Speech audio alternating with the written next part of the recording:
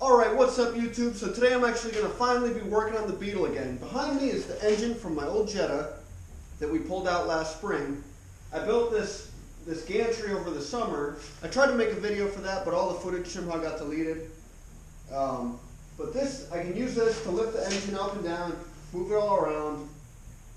Basically what I'm trying to do right now is go through all the wiring. If you see, I've got a ton of it. I pulled the entire harness out of the Mark IV. I didn't cut any wires. So basically I have to go through and strip down, see exactly what I need, see what I don't need, and then I need to just connect and disconnect a couple things and see if I can get this engine to run right here where it sits. And then once I get it to a point where I can get it to run just as it is, I can go back and I can strip out all the other wires. Probably about 75% of the wires there I don't need whatsoever. They're from all the old heater controls, headlights, stuff like that. Now I already did a little work stripping this thing down actually. When I first took it out of the car, I pulled off the power steering pump and the AC compressor. So I'm going to need to get a belt that can run the alternator that's just that size right there. I've also hooked up all the wires that go directly to the engine. So now I need to connect some intercooler piping. I just need to connect from here up to here. That should be pretty simple. I've got some elbows and stuff around. Here I'm using some silicone elbows and stainless pipe as a temporary setup for some intercooler piping.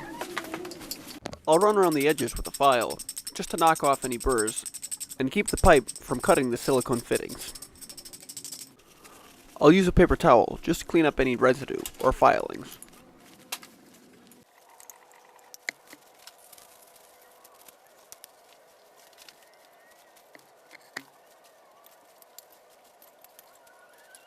Well, if anyone was hoping to see this thing in action, I'm about to use it. Plenty strong for what I need it for.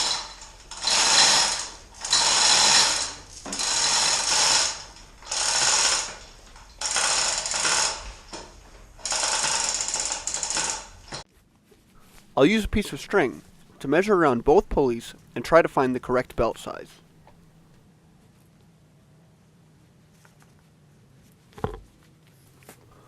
I'll measure to my mark, and then I'll know which belt size to get. So I need like a 35-inch belt. Alright, so I finally got this belt on here, and it took me 4 tries to get the right belt. The forum I read said a 35-inch belt would do it. I measured myself, it looked to be about 35 inches. That didn't seem to be right. Based on the 4 belts I tried, I finally ended up winding up with this belt right here. This is the part number on this is 5060370. If anyone has the same issue. And now this belt is even a little loose. It's just about, the tensioner is maxed out. I can turn it just about a quarter, maybe a little more. You're not supposed to, typically, rule of thumb is not supposed to be able to turn your belts more than a quarter turn. But I think it's going to be fine. So I'm going to try and run it as is. My mess of wires down here, I have my clutch switch. This basically screws into your clutch pedal like so. Now when you depress the clutch,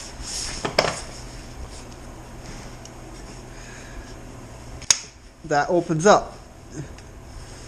So actually, all I need to do is just leave this unconnected. Unconnected from the pedal itself. I need to keep the sensor, the switch, connected right here. Now I just need to connect the ignition.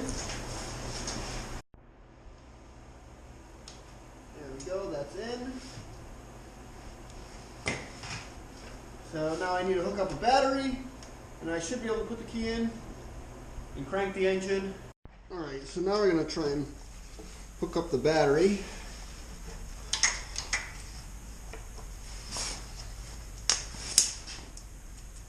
Now I want to turn the key and see if anything cranks.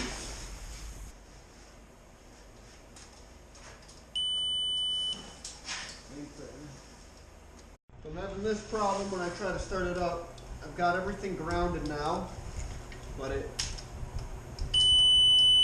there's an issue with the anti-theft system.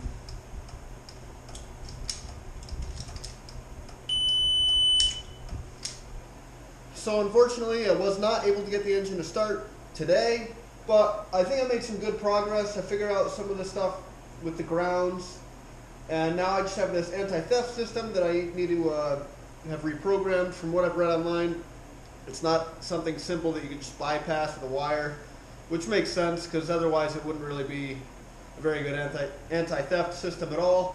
So that being said, I'm going to need to probably either have my ECU retuned or send it out to someone to retune. I'm trying to do some research figuring out where exactly I can have that done, or if there's some other way to get around this system. I'm not quite sure. This is going to be the first real challenge I'm looking at in the swap.